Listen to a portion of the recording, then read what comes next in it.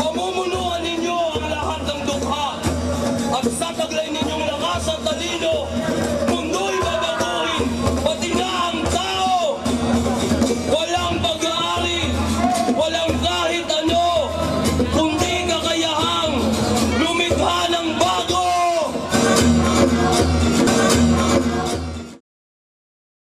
Mayo 1, ang pandaigdigang araw ng paggawa. Unang ipinagdiwang noong huling bahagi ng ika-19 na siglo nang igiit ng mga manggagawa sa Estados Unidos ang makatarungang oras ng paggawa. Ngayong taon, nananatili itong nakaugat sa pakikibakan. Para sa mga Pilipino, ito'y nagsisilbing protesta laban sa sistemang hindi tumutugon sa mga pangangailangan ng maghihirap na sambayanan.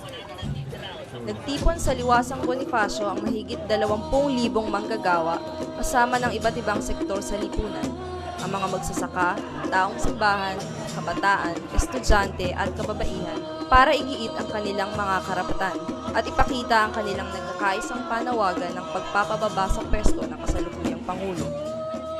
Nagpahayag din ng pakikiisa sa mga manggagawang Pilipino ang mga delegado ng International Labor Solidarity Mission na nagmula sa iba't ibang bansa. Stand here and see how united the working people of the Philippines are. And we will bring international pressure to stop the Arroyo regime from committing any more of these despicable crimes. Sa 5 taong panunungkulan ni Gloria Macapagal Arroyo, tuloy-tuloy ang pagtaas ng presyo ng langis, samantalang nananatiling mababa ang sahod ng mga manggagawa. Paano pagkakasahin ng may bahay namin ng napakataas ng presyo ng bigas, hindi, kuryente, tubig, babae at iba pa? Mula Enero hanggang Abril ng kasalukuyang taon, 5 beses nang tumaas ang presyo ng langis at 19 na beses naman noong nakaraang taon.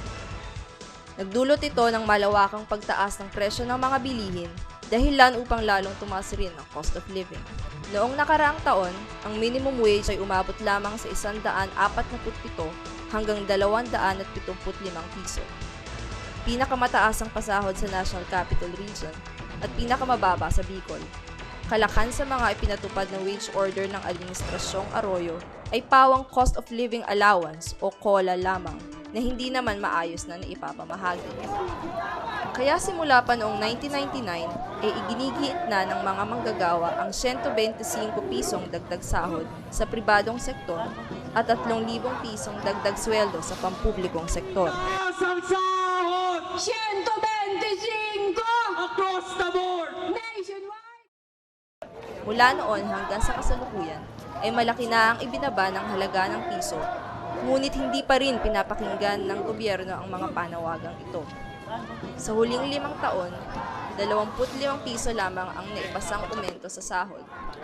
Ngunit ayon mismo sa Department of Labor and Employment, ang daily cost of living ay kasalukuyang nasa 746 na piso para sa pamilyang may 6 na miyembro. Kaya kahit ibigay ng pamahalaan ng 125, hindi pa rin ito sasapat sa pang-araw-araw na kabuhayan ng mga mamamayan. Ito ay ang dahilan kung bakit kasabay ng pag-iit ng mga manggagawa ng dagdag pasahod ang kanilang panawagan para sa tunay na reformang agraryo at pambansang industrialisasyon. Ngunit sa kabila ng umiigting na krisis panlipunan, nagawa pang isulong ni Arroyo ang charter change, isang karagdagang banta sa naghihingalo ng mamamayan. Taliwas sa panawagan para sa pagsasabansa ng mga industriya, ang Tsa-Tsa ay magpapahintulot ng 100% pagmamay-ari ng mga dayuhang negosyante sa mga batayang industriya, kabilang na ang media at mga paaralan. Kung kaya't mananatiling mababa ang sahod ng ordinaryong manggagawa at ang kita ay mapupunta sa mga bansang pinanggagalingan ng mga dayuhang may-ari. Kabilang rin sa mga hinaing ng libo-libong dumagsa sa Liwasang Bonifacio ang sanlaksang kaso ng paglabag sa karapatang pantao sa hani ng mga manggagawa at maging sa iba pang sektor.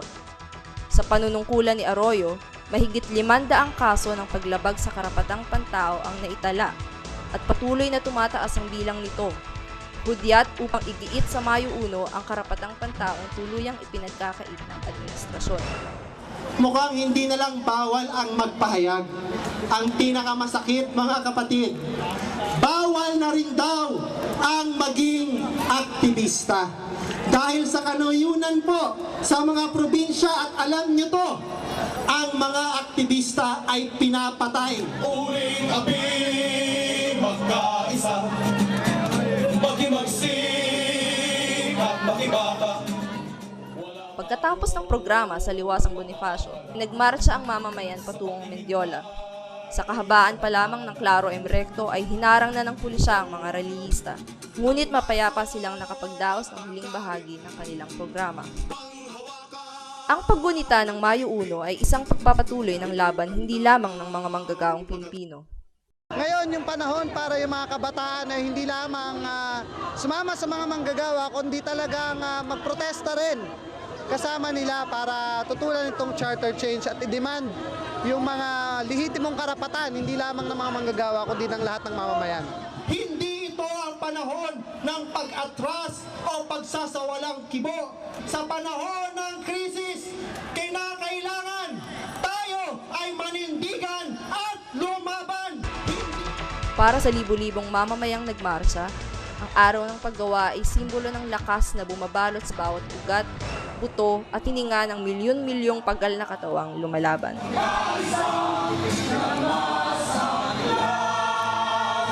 Life